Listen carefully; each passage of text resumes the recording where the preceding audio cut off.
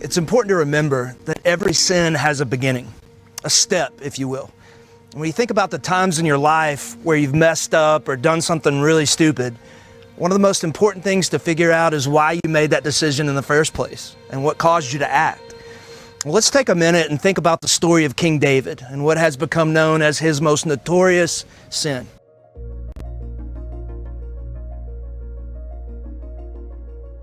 For those of you that aren't familiar, the story I'm referring to is David's sin of adultery with Bathsheba. The chapter title in my Bible is called Bathsheba, David's Great Sin.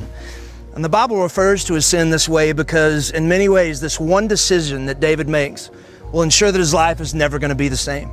For the man so famously referred to as a man after God's own heart, this one trip to the faraway land of sin leads him down a path that he could never have envisioned and he would never fully recover from.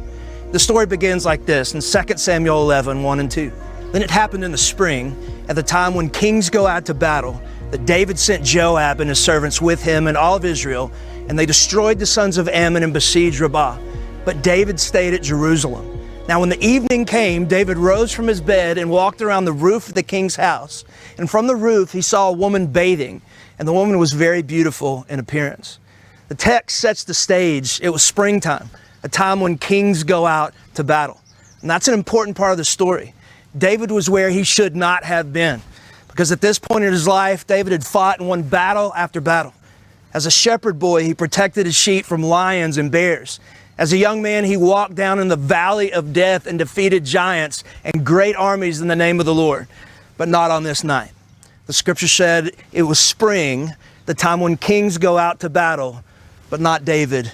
Not on this night. He was at home alone, lying in his bed. Maybe he was tired. Maybe he was burned out. Maybe he was just bored with being king. But regardless, he wasn't where he was supposed to be. The scripture says it was a warm evening and David got up to stretch his legs and he looked out over the city that he had won for himself and his people with blood, sweat, and tears. When he peered over the edge of his palace, down below him was a woman who was bathing, and the scripture says she was beautiful. The Bible's not explicit as to what David felt in that moment, but it becomes obvious through his actions that David finds himself that evening in the throes of temptation.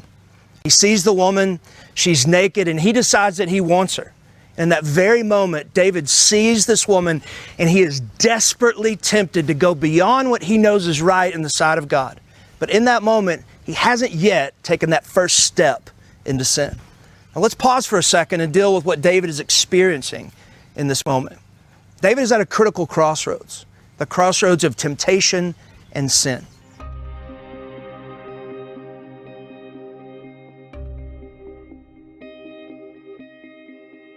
And one of the greatest lessons I've learned over the years is that there's a difference between temptation and sin. Let's take lust, for example. To see someone and find them attractive is not a sin. That just means you're human. But if you continue to linger on that person's attractiveness, that can lead to a temptation to lust.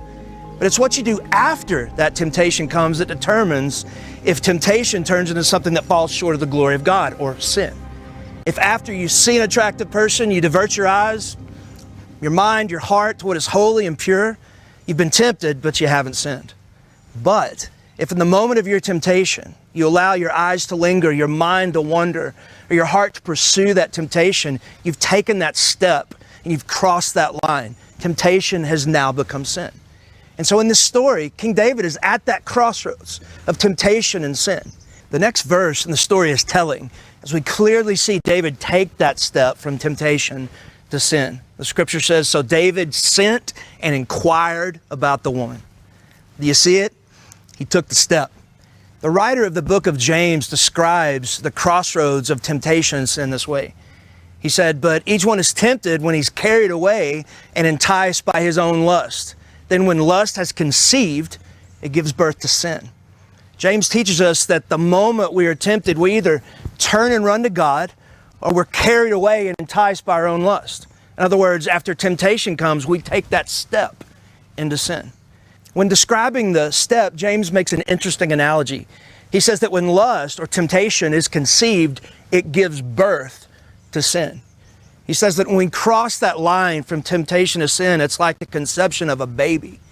And what is inevitable, or what is the inevitable outcome of conception? Something is eventually going to be born. When temptation comes and we take that fateful step, the inevitable result is the birth of an ugly, screaming baby that the Bible calls sin.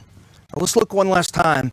When lust has conceived, it gives birth to sin, and when sin is accomplished, it brings forth death. James says that if we're tempted and we take the step, we conceive a sin baby, and when that baby is born, it has a name. Its name is death. Friends, here's the point of the scripture, that sin never ends well. Never. Whether you're Adam and Eve in the garden, King David on the roof, or a college kid at a party on a Friday night, taking that step from temptation to sin will result in some pretty devastating consequences. The rest of the story of King David plays out just like the writer of James says it would. David sleeps with the woman. He gets her pregnant. He tries to cover his sin by having her husband killed in battle. And that one decision, that one step that he crosses from temptation to sin would wreck out his life in ways he could have never imagined. You know, I heard a sermon years ago from a preacher that was teaching on the subject of David's great sin. And after he told the story, he asked a question. He said, what if somehow the 70-year-old David could get in a time machine and somehow travel back in time to the roof that night? He said, what would the 70-year-old David say to the 30-something-year-old David before he chose to sleep with Bathsheba? The preacher's cadence began to grow quicker and his voice began to boom. He said, I know what the 70-year-old David would say to the 30-year-old David on the roof that night. He would grab that young man by the shoulder, he would pull him close to his face and say, David, don't do it. Go back in the house. It's not worth it.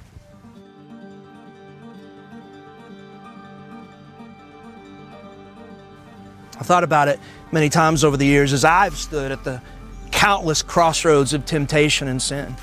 And every single time I've chosen to believe the lie and take that step towards sin, it's always ended the same way. Death. Death of purity, death of integrity, death of trust, death of the life abundant that God has promised me. And what I wouldn't give to be able to go back in a time machine and grab the 18 or 21 or 28 or 32-year-old Matt by the shoulders and say, Matt, for goodness sake, it's not worth it. Go back in the house. But I can't. Far too many times I've taken that step and had to suffer the consequences of those decisions. I want you to stop for a second and think about your past. I want you to think about your biggest mistake, your worst sin. You got it? Let me ask you a question. How did that turn out for you? If you're honest, was it worth it? Did that temptation that turned into sin deliver what it promised? Or did it leave you hurting and empty and ashamed? Some of you may even be at that crossroads of sin and temptation right now in your life. The beauty of the story of the prodigal son is that Jesus lets us live vicariously through this young man who's at that same crossroads. He's heard the lie that there's a better life for him outside of the love of his Father. He's believed the lie, and he takes that first step down the road that will lead to a lot of death and a lot of destruction in his life. For those of us who are right now standing at that same crossroads, the story of the prodigal son lets us see a glimpse into our own future. It allows us to walk down the road alongside this young man without having to take the trip ourselves, all with the hope that we would hear his story and learn from his monumental mistakes.